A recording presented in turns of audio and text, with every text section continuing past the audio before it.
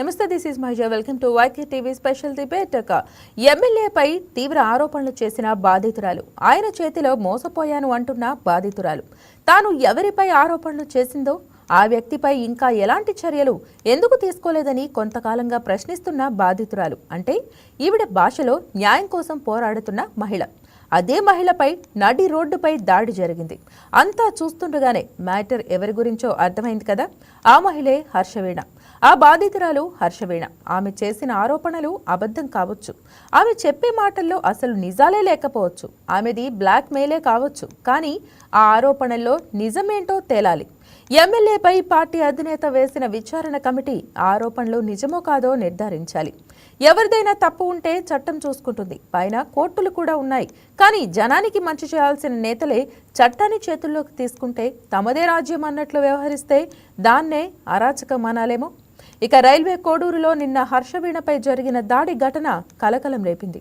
అమరావతి రాజధాని బిల్లుకు పార్లమెంటులో ఆమోదం తెలిసిన సందర్భంలో సంబరాల కోసం ఎమ్మెల్యే అరవ శ్రీధర్, జనసేన రాష్ట్ర కార్యదర్శి తాతంశెట్టి నాగేంద్ర మరికొందరు రైల్వే కోడూరులోని మెయిన్ రోడ్లకు వచ్చారు.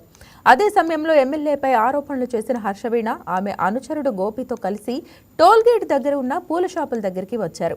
శ్రీధర్ వచ్చాడని భావించి ఆమె కారులోకి తొంగి చూసే యత్నం చేశారు. అది గమనించిన తాతంశెట్టి నాగేంద్ర అనుచరులు ఆమె పైన, అనుచరుడి పైన రోడ్లపైన ఇనుప రాడ్లతో దాడికి పాల్పడ్డారు. హర్షవీణను అక్కడ చూసిన జనసేన నాయకులు తీవ్ర ఆగ్రహంతో ఆమె వెంటపడ్డారు. స్థానికులు చూస్తుండగా పోలీసులు అడ్డుకుంటున్నా లెక్క చేయకుండా దాడి చేశారు. గోపిని కొడుతూ ఊరు వదిలి వెళ్లిపోవాలంటూ రోడ్డుపైన పరిగెత్తించారు. ఎందుకు దాడి చేస్తున్నారంటూ ఆమె ప్రశ్నిస్తున్నా సమాధానం చెప్పకుండా తాతంశెట్టి నాగేంద్ర పోలీసుల చేతిలోని లాఠీ తీసుకుని ఆమెపై దాడి చేశారు. ఇక ఈ ఘటనను చిత్రీకరిస్తున్న ఒక విలేకరుని సైతం కొట్టి వీడియో ఫుటేజ్ను డిలీట్ చేశారు. మరి ఈ ఘటన జరుగుతున్నంతసేపు ఎమ్మెల్యే అరవ శ్రీధర్ అక్కడే ఉన్నారు.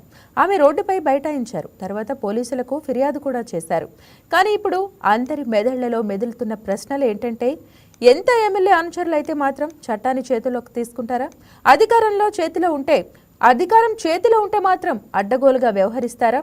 అధికార కూటమిలో ఉండి కూడా ప్రభుత్వానికి మచ్చ తెచ్చే పనులు చేస్తారా? వాళ్లే తీర్పులు ఇచ్చేసి శిక్షలు విధించేస్తారా? అక్కడున్న పోలీసులు ఏం చేస్తున్నట్లు? ఒక మహిళపై దాడి జరుగుతుంటే చేష్టలుడిగి ఎందుకు చూస్తున్నట్లు? ఇది నేతల రాజ్యమా? ఇది ఆటవిక సాంప్రదాయమా?